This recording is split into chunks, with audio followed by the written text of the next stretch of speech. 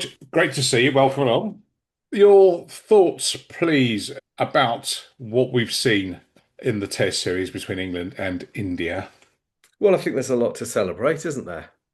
The fact is that we had 25 days of cricket that were just about sold out, that were very well contested, lots of brilliant cricket and cricketers.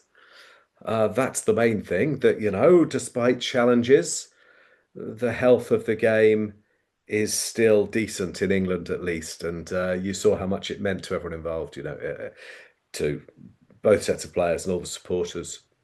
So the big things, the most important things are that, and that across England, you could see Indian and England supporters enjoying cricket together passionately. That's the most important thing. Seemed to provoke a lot of emotional. Looking around and speaking to people on Monday as the game ended, high emotion. That it genuinely touched people in a way that maybe other forms of cricket. I don't want to go down this rabbit hole, but Test cricket does something to cricket fans that maybe you don't see very much anywhere else. I think you are going to expect me to say that's right, and it's brilliant. And I do think Test cricket's brilliant. I like it all, Darren. I'm sorry, I do.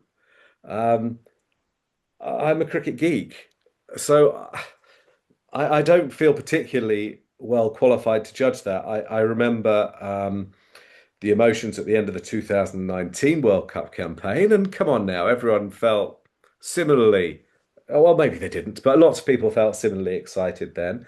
I remember how down everyone felt after the 2015 ODI World Cup, and I was lucky enough to be in Barbados in 2010 as well when England won their first major global trophy, and that felt really significant as well. So there's something to be said for the true test of resilience and physicality and all the rest of it that Test cricket offers. It is probably the ultimate test of a cricketer. That's probably true, but I like all of them. But it was wonderful. It was a very good advert for the game. Things will get remembered weirdly because they always are remembered slightly retrofit according to the ending. For example, if we're honest, the 2019 World Cup final was played on a dog of a wicket. And the last 90 minutes or 2 hours were just the most wonderful entertainment. So that's all you remember. And that's fine. There were aspects of this test series that were actually quite attritional. And that's okay. Over 25 days, it probably encompassed most aspects of the sport. And that's a lot of fun. But they kind of got the most wonderfully dramatic ending. And but just on this, have you ever seen anything like it? Well, yeah, to be honest. I mean, it wasn't very long ago that Alistair Cook had a pretty dramatic ending at the same ground, wasn't it? And I think of all the great Test series. I mean, was it there as well that Misbah did the press ups? Whoever had won that game between Pakistan and England would have gone number one in the Test rankings. That seemed pretty cool at the time. The 2015 New Zealand series was the start of something with England, and that New Zealand side inspired England and changed them. The McCullomisation of cricket started then. So there have been, and I'm probably missing some. South Africa series are often very good with England. The Ashes in 19 and 23. Mm. And It's a 2005. brilliant game. Yeah. So I didn't think it was aberrational. So if people thought this was brilliant and uniquely good, just come along more, and I think you'll think this all the time. Yeah, I think you're right because I read a few pieces saying, "Oh, it's the greatest since 2005," and straight away I thought, "No, no, no, no, no." And as you say, you mentioned a few good examples there. Freddie Flintoff and Do you know I could go on as well? I could mention. Well, what about the end of the championship that year that Middlesex won? Is that 16? And Middlesex, oh Yorkshire, God, yeah, yeah. Somerset all going for it. Or the other end of the table, Liam Norwell bowling all day, taking a nine for to keep Warwickshire from going down. Cricket's bloody brilliant. There's loads of it. But so this wasn't uniquely good, but it was very good. Yeah. Yeah, that's right. That's right. What have we learned from the latest installment of the Bazball era? talking from an England-centric perspective, first of all, I think we saw a maturation, if there's such a word, um, of the English approach. I thought they played with more intelligence and nuance, and I think that's very, very welcome. So you saw Joe Root play a bit like old Joe Root, really, Yeah, and just look ever hungrier, and I love that about him. He looks really hungry for runs, despite his, is it 39 Test centuries now? And do you know what? He looks hungrier than when he scored his first. Do you remember he went through that period quite early in his career where he kept getting out between 50 and 100? It yeah, seems a long time ago, doesn't it? Not that's right. Yeah, anymore. He's mad for it. So I like that. We saw that, I'm not sure we learned it, but we saw that Ben Stokes is a massive part of everything good in English cricket and very important. We saw that the depth of fast bowling and spin resources is a bit of a worry. The top order of England is a bit of a worry. And then we saw some things with India as well. We saw that Shubman Gill probably stepped up and became, well, probably started the great career that we've long predicted, but before this series hadn't quite managed to do. Mohammad Siraj produced a lion-hearted performance across the series. That was absolutely fantastic. I don't know what else we learned. I'm sure there are things, but those are the things that come to mind. They're pretty flat wickets, you know, and I would say that the most fun wicket was at the Oval. yeah, yeah. And I think India coming into this, I think there was a bit of expectation from England's point of view and a bit of hope that this was a side that was suffering from the retirements of Virat Kohli. Who was the other one that's Shami, wasn't it? Mohammed Shami didn't feature in this one as well. They got Well, beat. Ashwin, did you mention Ashwin? That Oh, you know Ashwin as well. Sorry, yeah, they lost some really really big players in the run up to the series. That's absolutely right. I mean, I thought that England were favourites going in, but actually it could have gone either way several times. I mean, 2-2 feels fair, doesn't it? yeah. On balance, in that, I mean, I'd written this piece when I thought England were going to win um, about England and the miracles, and the big fault with England is that they keep needing themselves to need a miracle to win. And the great thing about them is they keep producing miracles to win. And it looked like they were going to pull off another one yesterday. And if anyone thinks that's an exaggeration, I mean, look at the records at the Oval. And I think no test team had scored more than 263 to win a test at the Oval. And that happened in 1902. And there they were. What were they? 300 and something for War Three, something like that. And it looked like they were well on the way to doing it. So they were doing brilliantly. And then India put them under pressure and they crumbled a bit. But that's okay. 2-2 probably feels fair. Yeah. There's a remarkable stat. I might have even got it from you that I read about the number of times that in this McCullum Stokes era that they've chased totals of 250 I, plus. I did get that stat, and I compared it to, well, I first sort of heard a version of it from Andy, the great Andy Zaltzman. And was it 6 or 7 times they've chased over 250 in 40 tests? And in the 1,007 tests before that, they'd done it 11 times. That's a great stat, isn't it? Yeah, A I love it. 1,007.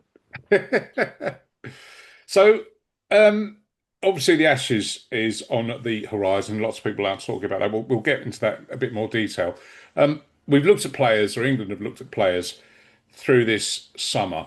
Um, have we got any pointers about who may or may not be on the plane? I'll start with Sam Cooke from an Ashes point of view. Do we think they've had a look at him and decided that there are other alternatives? Yeah. I mean, maybe the absence of Wokes gives him a sniff, but I think Gus Atkinson plays the Wokes role. I mean, it's not like for like at all, but um, yeah, I do think that, and I'm sorry about that. That Yeah, wouldn't be how I'd interpreted his performance against Zimbabwe. Oh, he played on a flatty. He really did. He played on a real flat one. I worry a bit, that they've taken a look at Sam Cooke and Liam Dawson, and it's kind of confirmed their biases against county cricket. yeah, yeah. Lord Almighty, they played on. I thought Liam Dawson in particular bowled pretty well. I mean, it's hard to argue that because he bowled 47 wicketless overs across the fourth and fifth days, and that's when a spinner is meant to come to work and do his job. But look, they were blocking, right? India were blocking, and they're quite good. And it was a very flat wicket. I mean, I thought he was hard done by, to be honest. I think Bumrah conceded his most expensive test figures there. Yeah. And if a pitch is good enough to negate Bumrah, I thought Liam Dawson did all right. I don't think that you're going to be hugely surprised by the squad they take to Australia. I mean, they were going to take the 11 who played at Manchester, weren't they? And um, you could pretty much predict the others. I mean, I guess Shoaib Bashir still goes. I don't know whether Liam Dawson does. I hope he does.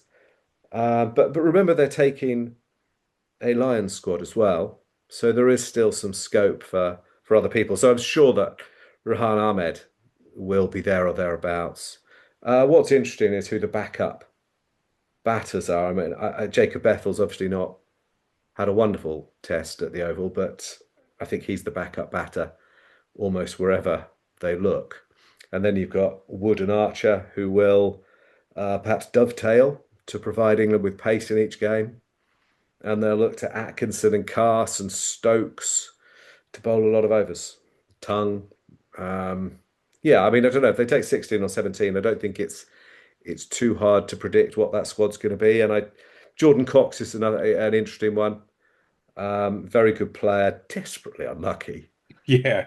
He Yeah. he might have to be on the Lions again. Hmm. I don't know whether they need a reserve keeper because they've got Ollie Pope. I suspect they probably don't. Yeah. Where are you on this? I've read a lot of stuff about uh, the need or who would be the spin bowler. You just mentioned Bashir there, but um, I was reading something this morning about why do we actually need a spin bowler? And they were talking, they compared it to the Great West Indies sides of the 70s and 80s. They didn't need a spinner. Granted, they had four absolutely legendary fast Well, you've bowlers. made quite a big difference right there, haven't you? Yeah, Because exactly. England don't have Malcolm Marshall or Joel Garner or whoever, Michael Holding, whichever Andy version Roberts, of it you want to whatever. go, Crofty or. Yeah. So, Um, do so you think that's one thing. Bashir, And besides, they did play a spinner quite often. Um, but Larry I Gomes? think they need a spinner for quite a lot of reasons, and I'll give you one of them. Yeah. England's bowlers are all broken. Hmm.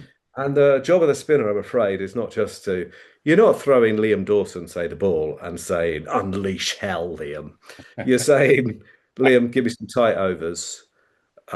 Make sure Ben Stokes' knee doesn't break. Allow Archer to catch his breath. You're allowing the side to rotate. And that's why I would go with Dawson, to be honest, because bearing in mind how much of a role the spinner's going to play in the game, maybe it's 10% of the game or something, you need them probably to contribute in other ways, and Sherb doesn't do that. So it's not an area of massive strength in English cricket, but as it happens, I quite like the way. I mean, Rahan is interesting. Has Rahan now got five first-class centuries this season? Oh, he's had an amazing season. Well, he's having an interesting season. Obviously, he's taken a 13 for, I think, Hmm. recently, but I think that may have doubled his wicket tally. So Leicestershire look at him as a batter who bowls. And I think that's probably what he is. And it would be quite difficult, I think, to play a young leggy as your first or only spinner. Um, and I think they probably need to listen to Leicester because he's gone back there, having been used as a slogger by England, and worked really hard and become a good batter. And he is not a pinch hitting slogger. He is a quality young batter. I think James Taylor said to me that he was the best 21-year-old batter he'd seen, ever. It's Hmm. quite strong. High praise. So, but some of these we try and fast track these guys, and do you know what he's going to be? He's going to be just the guy you want the next time they go in 4 years. He's Yeah. 21 or something, and so's Josh Hull, and so's Alex Green, and you'll be able to name various other people, Minto, and people. You don't need to push the 21-year-olds to go and do things before they're ready and potentially hurt them. So. Um, Yeah, look, I would go with Liam Dawson. Tried, trusted. Probably not gonna bowl you to victory very often. You know what you're going to get, and he won't let you down. I think knowing what you're going to get, being able to set a field, knowing that he's reasonable in the field and will score you some runs down the order. I'm sorry if that sounds like modest praise. I don't really mean it to. I would go with him, but I suspect Shoaib is still in their plans quite strongly. No, Jack Leach. No, but he's a very good cricketer and a much tougher character than sometimes he's given credit for. So the reason they've gone for Shoaib rather than Leach, and it's, don't know if it's right or wrong, is that they were worried that Leach could bowl his best ball and be pumped back over his head for six. And we've seen it happen, haven't we? Punt did it to him too. The thing is with Shoaib is that I don't know that you need him to bowl. You're not worried about his best ball being hit for six. His best ball might have a higher threshold than Leach's. The problem is he bowls too many bad balls, and you don't need to attack him. And actually, you can sit back and just, and he won't generally overpitch. He'll bowl short, and you can pull and cut him. And that's the problem, that you don't need to go after him. I don't know if you remember, but Moeen's career changed quite a lot when Australia realised they didn't have to attack him; they could milk him. Because there was a period where he took wickets when they were trying to smash him, they were trying to hit him out of the attack. Mm. And he played to their ego really nicely. And Moen's best ball was as good as anyone's best ball, but he did bowl quite a few less good balls. And I think we might be the same with Shoaib. But I also don't think Shoaib gets a lot of drift. Um, and while that's the case, I just think Shoaib needs to play loads and loads of cricket. And what we've tried to do with Shoaib is take shortcuts to success rather than allow someone years of bowling in the county championship, Graham Swan style, to develop into the champion cricketer I have no doubt he has the potential to be. It's like they've picked him on talent and height and want him to do a job it's not really very fair to ask. But it depends what you're asking for. If they're insisting on this, we're looking for people to bowl wicket-taking balls as much as possible, which I think is naive, hubristic nonsense, then fine. But if you want someone to sort of fit into attack, apply pressure, allow the seamers to rotate, I would go Dawson. So I would definitely play a spinner. Just one for variety. Two, that you're not positive what the pitch is going to be like. And three, those seamers cannot take the burden. If nothing else, at the second innings at Manchester, Dawson bowled 47 overs. He only started going for two and over in his 41st. Mm. There's something to be said for that. Okay, just to wrap up, just want your thoughts on scheduling and what England's thoughts are. 3 months until Perth, and then after the Ashes, we've got a T20 World Cup. There's no red ball cricket, or probably minuscule red ball cricket for this current England squad between now and the Ashes. Okay, so that's my worry, that I'm not sure that some of them will play any. Okay, we're August the 6th. I'm not sure some of them will play any more first class cricket before the first test in Perth. And Yeah, I know that sounds mad, but here's what I'm thinking. Some of them will be involved in the white ball games against South Africa and then Ireland. They won't all. Some of them might be rested, and there is a case for saying to Bethel, go and play for Warwickshire. But the reason that they might not be able to do that is they've got a T20 World Cup straight after the Ashes. And when I say straight after, there's something like 10 or 12 days after the Ashes that they have to be in Sri Lanka for the warm-up series for the World Cup that's in Sri Lanka and India. So, and they do need to do better in these global white ball tournaments because, they've kind of popped into the last couple. I mean, the yeah, Champions Trophy, there's no yeah. need to unpack. So they probably are trying to, I'm sure that is a priority as well as the Ashes. And in my view, so it should be because it's a global event. So can they take people out of those games to play them in first class cricket? Well, I don't know. And then they arrive in Australia. Oh, but they arrive in Australia via New Zealand, where they're playing limited overs cricket.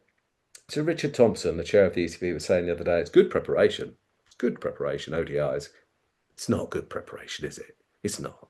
It's a different coloured ball, day-night games, different country, very different surfaces, different climate. I mean, everything about it screams lack of preparation.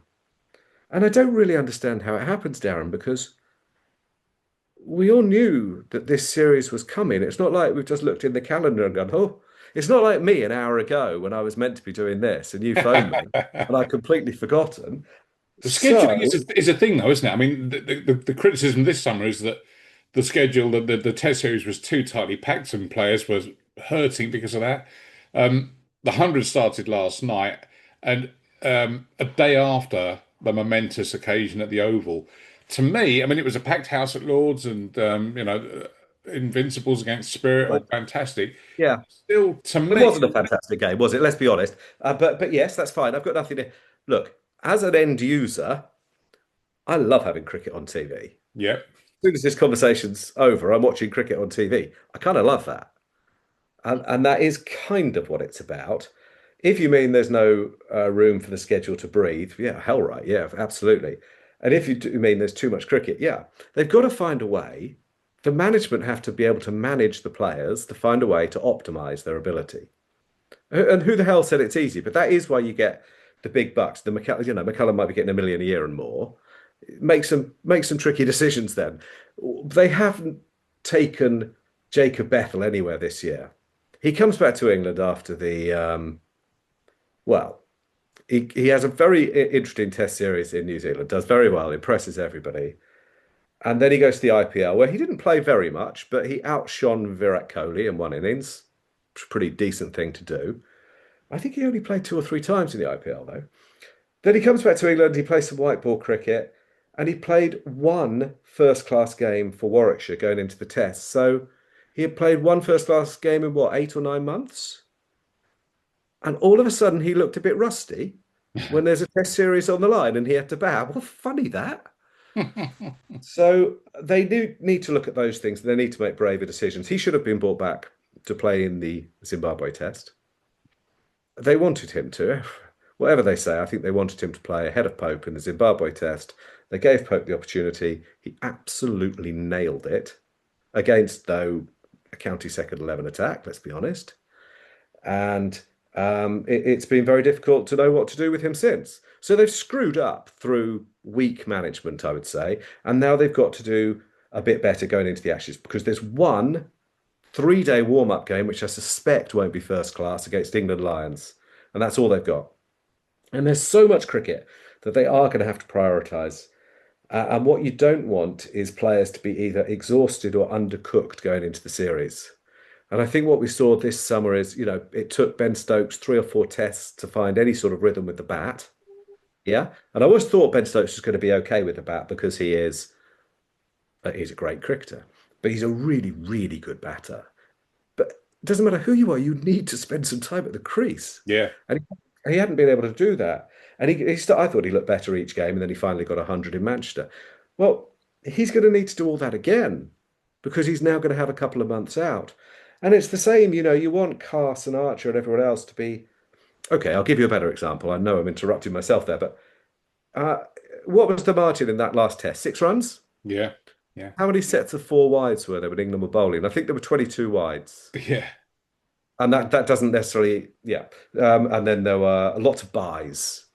And quite often, the bowlers, bless them, who show great heart, great stamina, great desire, but they weren't in rhythm when they started. And they bowled a whole lot of tosh, both in the first innings when India scored far too many, and also in donating all those extras and buys, what have you.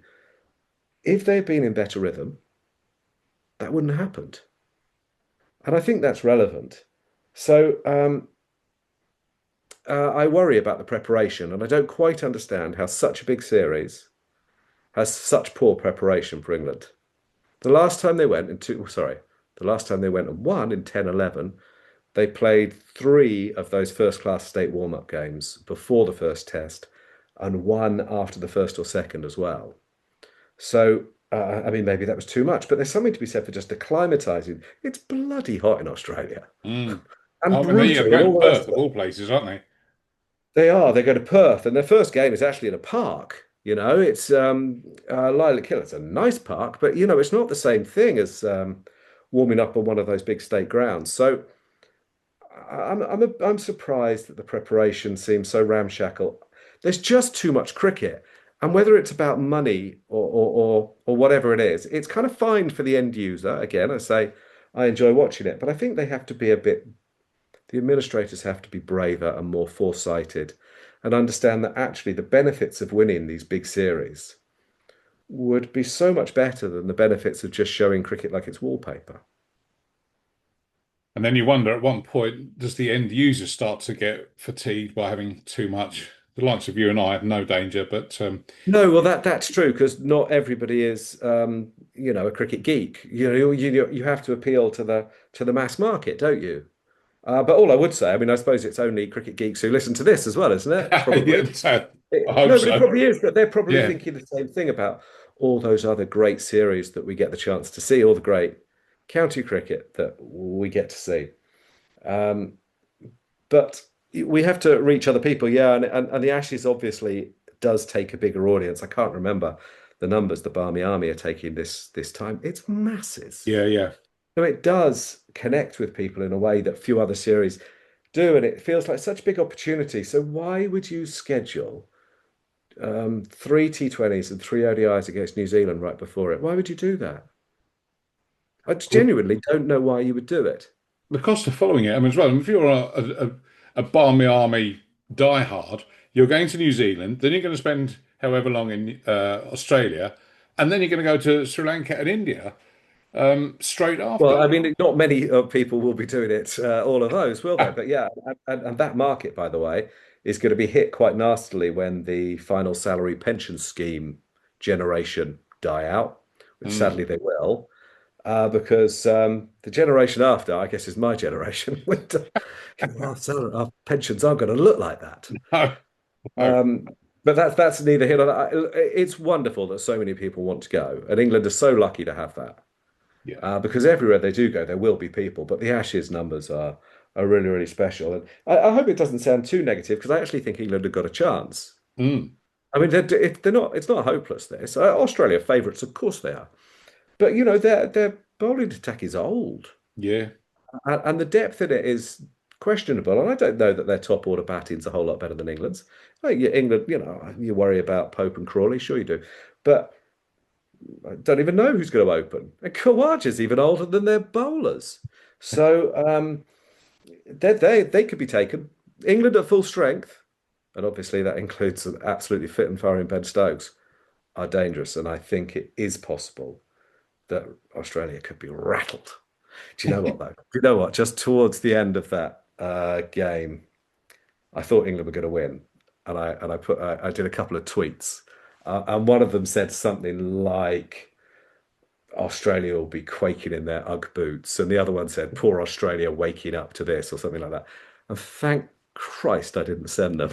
I just thought, it's a funny old game. You never know what's going to happen. But when it was 75 to win and Brooke looked like he could do no wrong and Root was looking like he looked, it looked like it was going to be okay, didn't it?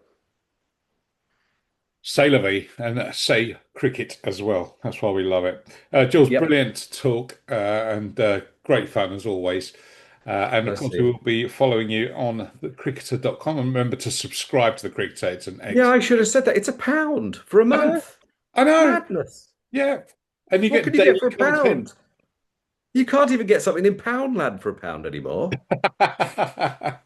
That, my friend, is inflation. Yeah. George, great to chat and thank you I for see giving us you. your time.